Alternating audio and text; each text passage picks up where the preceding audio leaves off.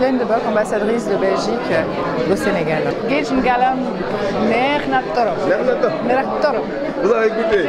Oui, j'ai goûté. Merci beaucoup, madame. Merci. Professeur Michel Bakar Diop, je suis enseignant-chercheur des sciences et technologies des aliments à l'Université Gaston Berger de Saint-Louis. Je porte ce projet comme coordonnateur au niveau de l'UGB avec mes autres partenaires de l'Université de Liège, de l'Institut de technologie alimentaire et de l'entreprise Art Techno SA, et donc dans le cadre de la coopération avec la Belgique d'une manière générale.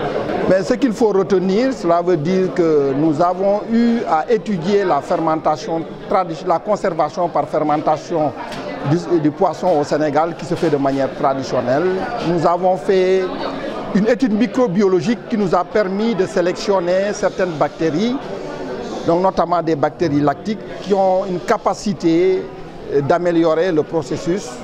Et c'est ces bactéries-là qu'on a identifiées et qu'on a valorisées pour développer une nouvelle approche technologique qui n'est pas difficile à reproduire en micro-entreprise et qui participe à la qualité du produit. Et c'est l'essentiel de ce travail que nous avons eu à présenter aujourd'hui en présentant les différents acteurs, y compris les micro-entreprises des femmes qui ont été formées. Donc nous savons que beaucoup de femmes n'ont pas fait l'instruction scolaire. Et donc avec ces nouvelles technologies-là, pour stabiliser le produit, pour avoir la même qualité, il faut savoir faire des calculs de concentration et ainsi de suite. Donc nous avons associé des femmes assez âgées et de la jeune génération avec des étudiants. Et ces femmes, qui sont 12 en général, au total, sont parvenues à reproduire la technologie au niveau de l'UGB. Et donc vous avez vu les produits. Aujourd'hui, quels sont les avantages du géej ngalam? Le géej ngalam, donc il y a moins de sel. Donc il est fermenté en 18 heures au maximum, avec des ferments qui protègent, qui empêchent toutes les bactéries qui rendraient l'odeur de pourriture. Et ensuite, on peut sécher sous serre. Avec le séchage sous serre, nous atteignons des températures entre 55 et 65 degrés selon l'altitude et qui sont en conformité avec les températures indiquées pour les déshydratations des denrées alimentaires. Donc, ce qui constitue une bonne solution par rapport au séchage du soleil direct. Voilà. Donc, et le produit aussi s'est concentré. Cela veut dire que le géej traditionnel est plus ou moins humide, mais vous avez ici des produits avec des taux de matière sèche entre 15 et 20%, contre 50 à plus de 60% dans le séchage traditionnel, qui se conserve mieux. Et cette concentration-là aussi, l'autre domaine, c'est-à-dire qu'avec une petite quantité de géej, vous pouvez vous retrouver avec beaucoup de nutriments. Donc il y a moins de sel. Et en termes de perspective? En termes de perspective, maintenant, nous avons mis en place un procédé qui a été breveté. Il y a une entreprise, vous l'avez vu, l'entreprise ProFood, qui est bien engagée à nous accompagner dans le marketing, parce que ça, c'est un autre domaine. Et nous saluons le courage de cette entreprise-là qui va prendre le relais, maintenant tout en prenant en compte l'aspect sociétal, c'est-à-dire que nous allons considérer aussi les groupements de femmes, comment les intégrer, parce que ça nécessite quand même une petite infrastructure. Et nous allons aussi étendre le partenariat, parce qu'il nous faut beaucoup d'équipements pour démultiplier les plateformes.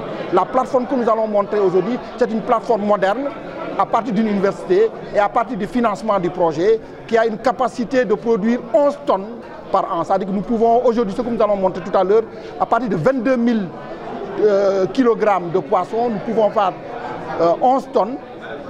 Nous sommes appelés à démultiplier ces plateformes-là à travers le pays et c'est l'objectif de notre partenariat avec ProFood et tous les autres agents. Que vous pouvez faire entre justement ces nouvelles découvertes et le quotidien des femmes transformatrices le long de la langue de Barbarie?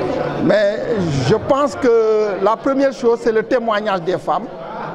Bon, ça veut dire que là, les gens peuvent amener du poisson, mais c'est du poisson frais. Donc nous ne transformons pas des poissons qui sont déjà dégradés. Et donc ça, c'est un premier défi, il faut habituer les gens à cela. Bon, je pense qu'avec l'exercice qu'on a eu, parce que parmi les 12, les 8 viennent de la langue de Barbarie, de Saint-Louis, et qu'ils ont donné l'exemple, vous les avez écoutés tout à l'heure. Maintenant, il y a la sensibilisation par rapport à ça. Et donc je pense qu'avec cela, donc, nous allons essayer de révolutionner le secteur de la conservation du poisson par fermentation et porter le géej beaucoup plus loin.